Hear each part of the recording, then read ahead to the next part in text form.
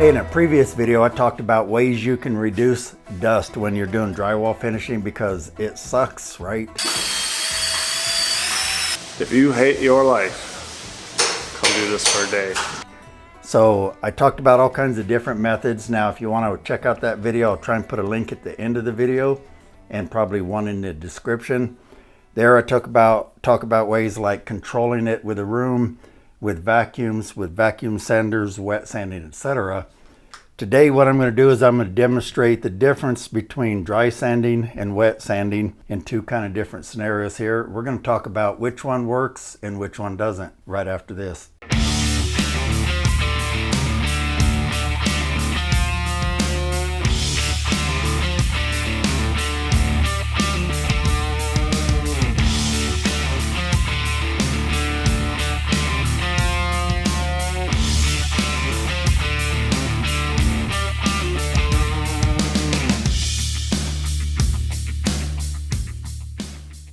Okay, something I hear all the time is, can I just wet sand and won't that reduce the dust?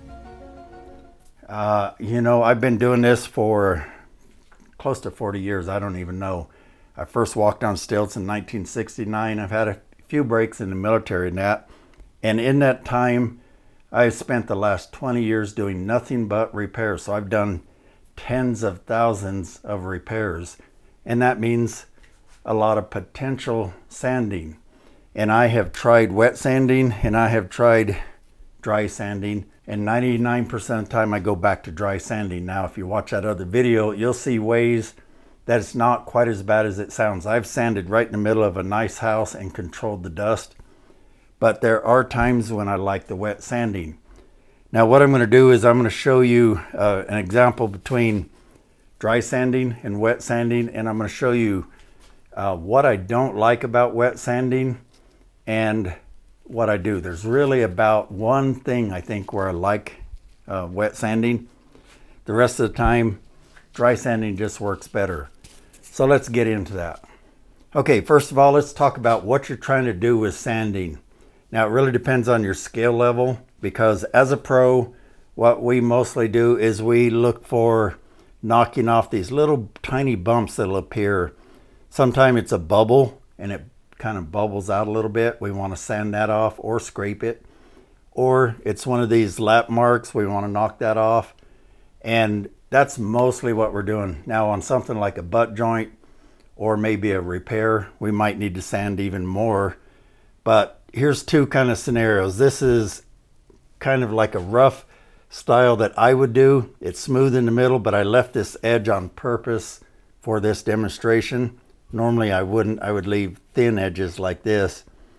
And this looks like something a lot of you do. I mean, go ahead, raise your hand if you do work, if you've done stuff like this. And honestly, it's because, you know, you don't do it for a living. Take some time to learn how to do it right.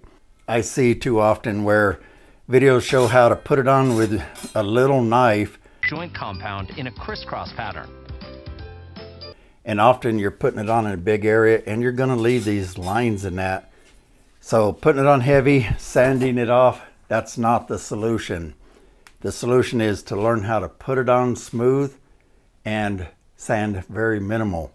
So when you do have to sand, we're going to try these two scenarios. Here we're sanding off a lap mark and a steep edge, which can happen, especially for you guys. So I got both these and I tried to make them look real similar.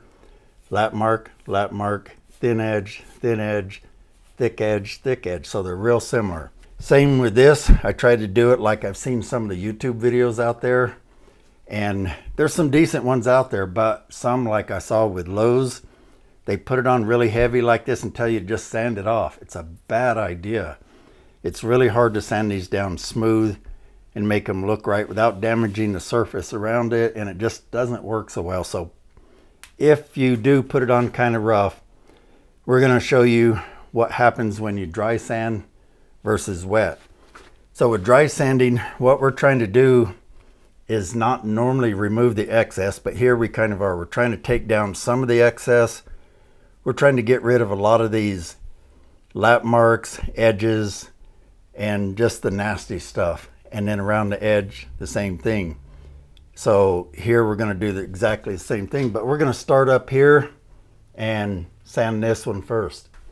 Okay, so if I was sanding this, first thing I'd want to get rid of is this. So let's dry sand that away. And there, that quick, that's gone.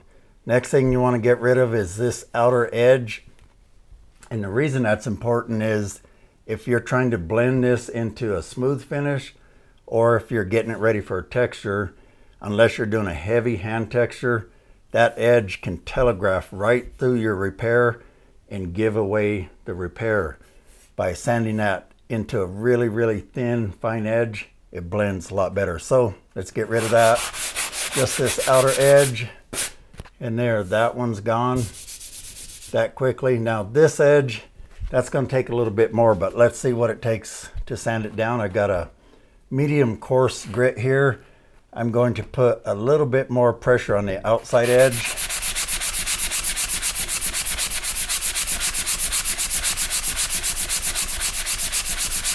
So you can see how this is a lot more work, and that's because I put it on wrong. But I finally have it down to a bit of an edge. It's a thin edge, but now I can tell you, because this is a little thick here, it's actually got a contour that kind of goes like this. It goes over, up onto that edge, and then back down. That's why you don't want to put it on too heavy. So I would normally, if I was really going to do this, I'd sand it even more until I got it down to where it was pretty thin and there's no discernible hump right here.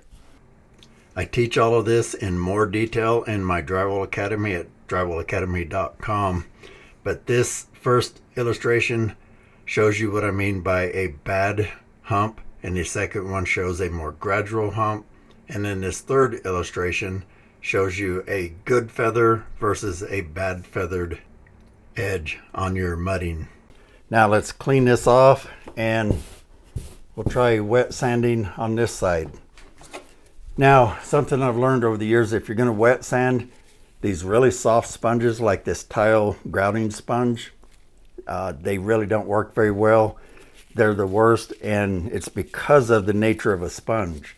These soft sponges tend to want to follow the contours, whereas this stiffer one, you can see if I push on it, it really doesn't follow. If I push on this, you know, it wraps around my finger, so it's not flattening out the area, it's just softening the edges, so it should leave a worse edge than this dry sanding method. And hey, today's sponsor is me. We barely make enough off YouTube to survive, so we have to offer things like this, but these are things that can help you. Like, we've got a way to clean your paint roller in 30 seconds or less with a spin clean. Store it for longer periods if you want to keep it wet. We've got ways to store your paint brushes and keep them from looking like this. We've got different sizes here. We've also got caulking tube caps, keep these from drying out in packs of 10. We've got a tool to quickly remove all the excess paint from your paint roller that quick. And to remove it from the roller, we've got the paint pop. You just give it a little and it removes it quickly. We've also got bucket scoops, ways to help you wash your tools out with this tilting device. Our sponsor who provides us with tools for free, they don't pay us to say anything. Level 5, we've got links in the description. And we've also got products like patch kits, 24 grit sanding disc, and more. All of it at toolfuse.com. There's other links in the description down below, ways you can help us and help yourself. And we'll be adding more all the time. So thanks for your support. So I wet this now. Let's go ahead and get rid of this one. It does fine on that. This outer edge, this is where I really like it. It'll get rid of these thin outer edges, and it does a pretty good job. That's where I use it the most. Now let's get rid of this outer edge over here, the thicker one.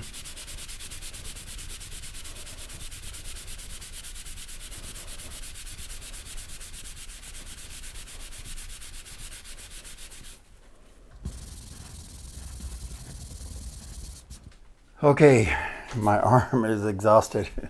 No, seriously, let me show you a close-up of that, because what you're going to see is exactly what I said. It came over and then it goes almost straight up to that edge and then over. It does not taper it because this sponge just follows the shape and it just follows it. It doesn't shape it and flatten it for you. Okay, so this thing is basically the same shape. It just now goes over and drops off. Okay, I'm going to show you a close-up picture of this. And what you're going to see, first let me show you this illustration here. This represents the shape of that top one, and what we did is we created a gradual slope up to that thickness. That gradualness hides the shadow better. It's that sharp edge right there that this one leaves. That shadow is what will give it away. Plus, we didn't really flatten this. We just rounded the edge because the wet sponge, it just takes forever to take much material off. So here's pictures of the top one from down below with a knife on top of it to show the slope. And here's a picture of the bottom one. So you can see that made a lot of difference. Now, let's try this one right here, dry. Here we got to sand a lot off to get all this smooth, but should work out okay with a dry sander, just a bit of elbow grease. Okay, I'll give you a little tighter zoom here. So here we go.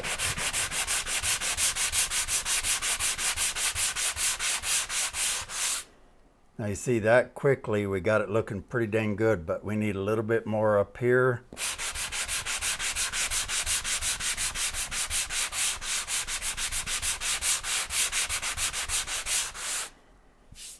There, now see that flattened it out? It basically followed the shape of this, which is flat. This will flex just enough to give you a little contour. You don't want it dead flat or it'd be really hard to sand, but that left it just the way we want right there. So let's dust this off and try the wet version. Okay, another thing I don't like about the wet version is it often makes the mud soggy and means you can gouge it. You can also sand it unevenly because when we're pressing with our fingers, we're actually putting pressure points. So it's really easy to create gouges, sand unevenly. So really, I think if you were going to do this, I'd still put a sponge like on top of it.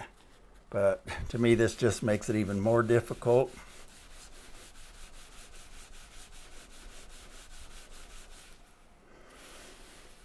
Okay, I'm going to stop right there because I want to show you something. So we got a similar uneven situation going here. I took too much out of here, probably because of using my finger, and it also is not rounding off this really sharp edge. It's going to take quite a bit. Again, it's doing the thin edges fine, but this is not flat. It's actually got a bowl shape right in there. And that's basically why I'm not a fan of it. It's really hard to get it actually flat. Sponges tend to want to follow all of the humps and bumps that you're trying to sand flat. So the best way is a hard surface like this. This has got just a little bit of foam on it that gives it that slight ability to contour, but it sands it flat. You're way better off. So check out this other video right here, which shows you how to control your dust in other ways. And hey, remember, even if your work sucks, you're a masterpiece. See you next time.